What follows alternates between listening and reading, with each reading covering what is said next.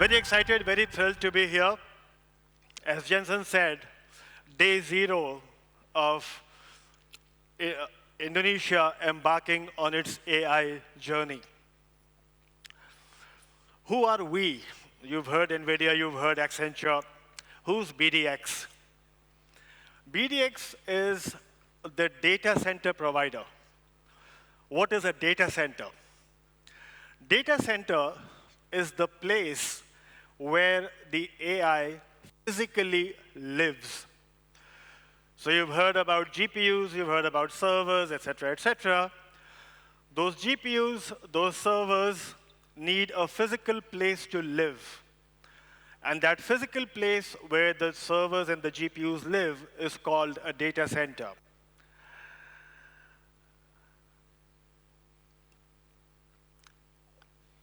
Did we have the first slide? OK. BDX Data Center stands for sovereign, sustainable, and scalable places to host the servers and consequently the data. A quick brief about BDX. We are currently present in 5 countries: Indonesia, Hong Kong, Singapore, Taiwan, and of course, Indonesia. A total of 1 gigawatt of capacity in various stages of commencement. In Indonesia, our business, BDX Indonesia, is a joint venture between Indosat, Lintasarta, and ourselves. BDX Indonesia has ownership from Indosat, Lintasarta, and by virtue of that ownership, what it does is that it guarantees sovereignty. It guarantees that the country's data stays within the country. In the earlier sessions, you heard Jensen and Vikram talk about the importance of having the data inside of your country. I come from India. Both India and Indonesia have borne the brunt of colonization. If we do not control our data in our country, we are going to end up being digitally colonized.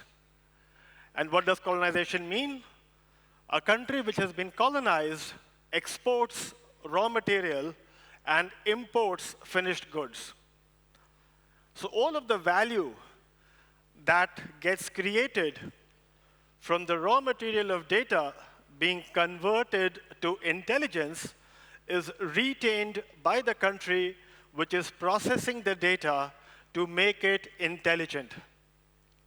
Therefore, it is absolutely imperative that every country has its own data held within its own geographical boundaries.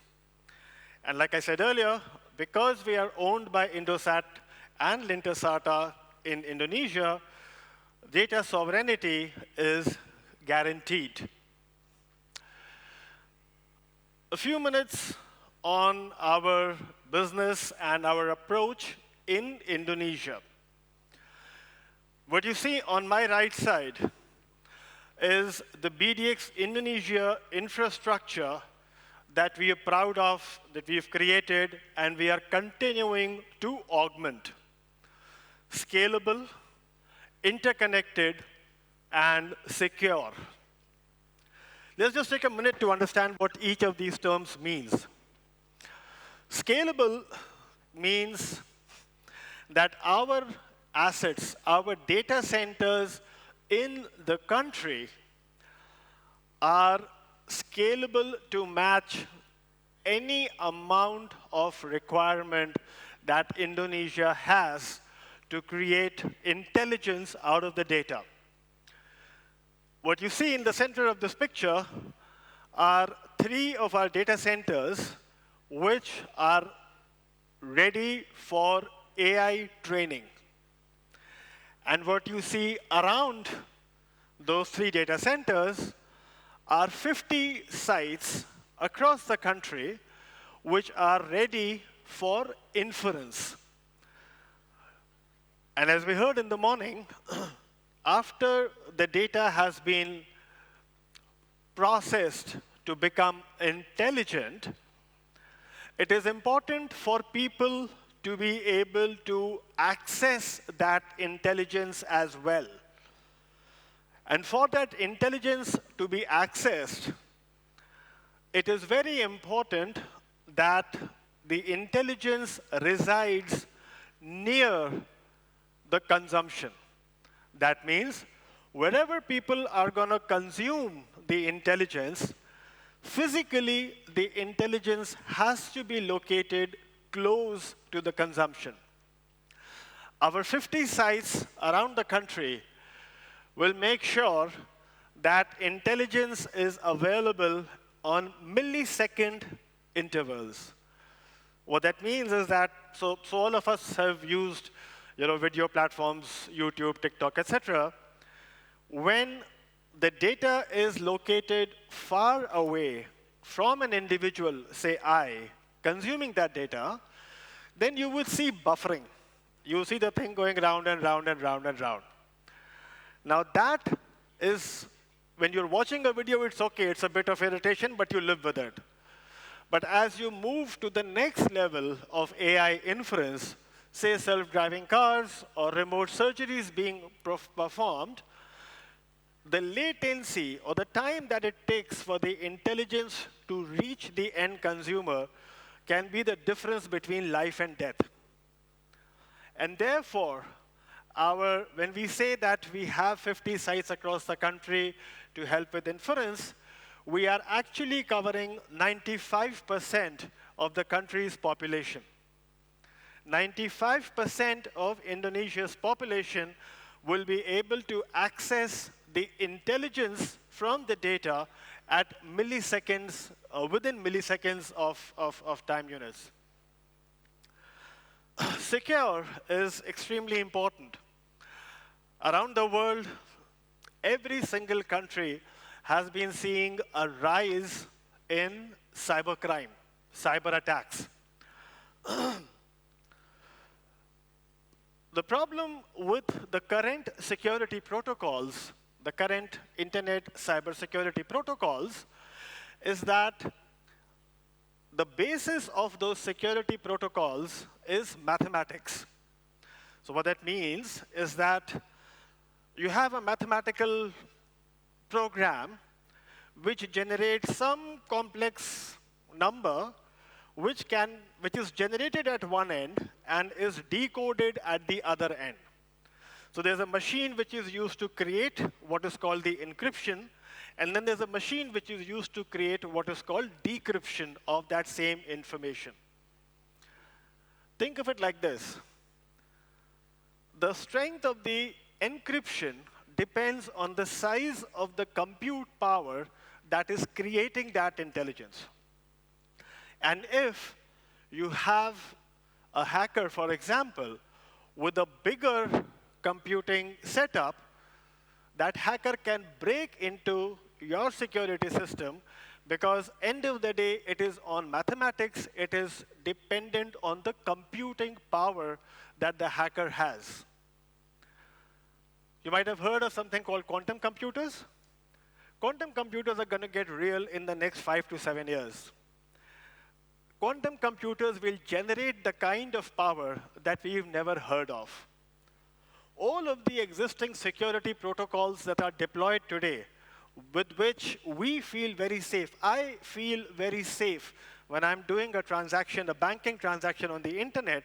All of these will be collapsed in 100 seconds. The strongest algorithm that exists today can be broken in 100 seconds by a quantum computer.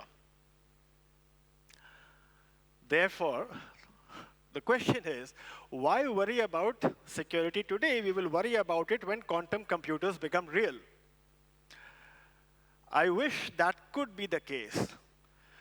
But what is happening today is something called store now, decode later.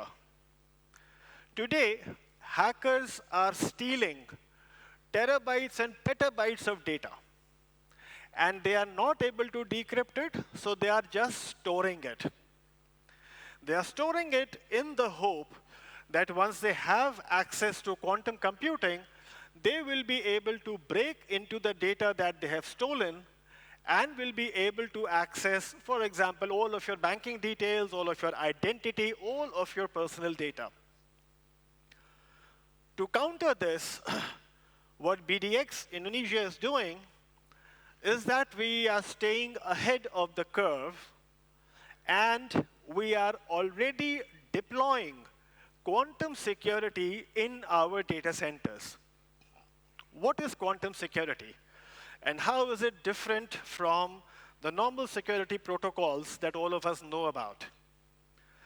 The basic difference between quantum security and the security that exists today is, like I said, the conventional security is based on mathematics. Quantum security is based on the principles of physics. Quantum particles, and this will get a little weird, but I'm not an expert, so I'm struggling to make it simple for myself. The quantum security, the nature of the beast, the way quantum security works, because of the quantum physics rules of superposition, the law of no cloning, and entanglement, and these are, I'll explain all of these words outside on the booth. What that basically means is that when data is quantum protected, the key that encrypts the data, the moment someone tries to fiddle with that key, the key itself collapses. The key dies. It does not reach the recipient. And therefore, the recipient knows that the security protocol has been messed with, and they will shut down. So what we are doing, in short, is starting to deploy quantum security today across our data centers, starting with Indonesia, and of course we are going to other countries as well, to make sure that data is not even stolen today. Forget it being decrypted. The people who are trying to store now and decrypt later, even those efforts will not be fruitful. We are working with governments across all of the countries that we are in, and we are preparing a proposal for the government of Indonesia as well to put forward this quantum security protocol, explain what it does, and then move along with the quantum secured infrastructure that we have. I missed out interconnected. What interconnected means is that, so think of data center, like I said, it's a physical space where data lives. But then data has to come into that physical space, and it has to go out of that physical space. And what that means is that you need a lot of network.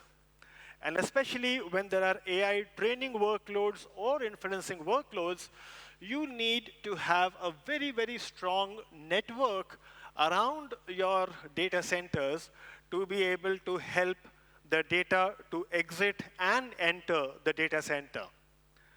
By virtue of our partnership with Indosat and the leadership that has been shown by Telkom and Indosat, I'm very proud to share with you that all of our data centers are interconnected and will be quantum secured, so that data traversing on the network and coming in and out of our data centers is totally secured.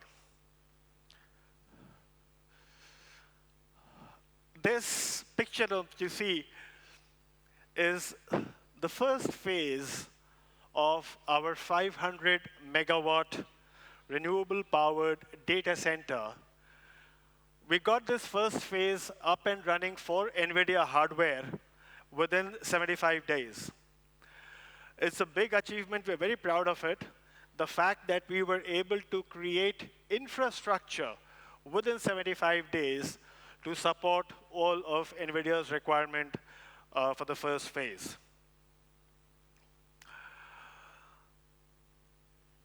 The thought that I want to leave the room with, as each nation gets to being digitally empowered, as each country gets to being sovereign and in control of its own data, there are a few things that need to be kept in mind. The first factor is power. Storage and processing of data needs a lot of power. Indonesia is lucky to be a power surplus country. But there are countries in the region which are power deficient.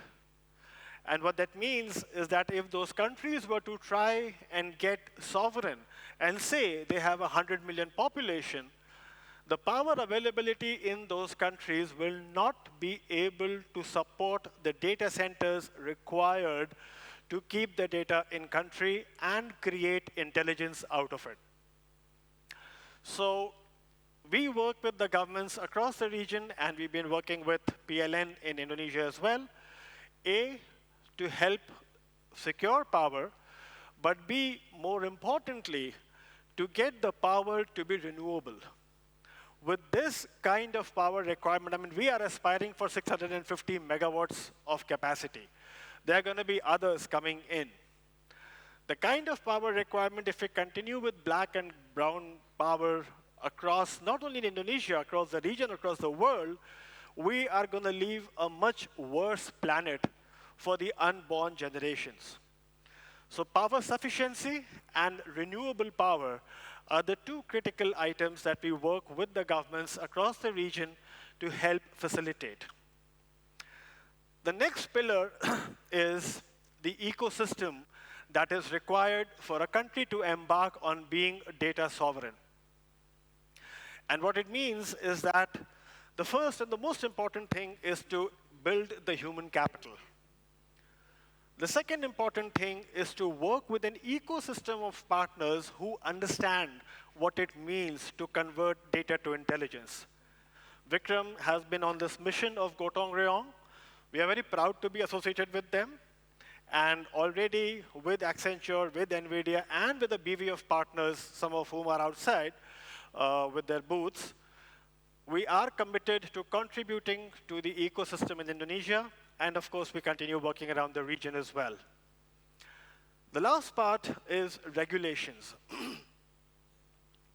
As data and AI start getting more and more powerful, governments will have the inclination to regulate, and it has to be regulated.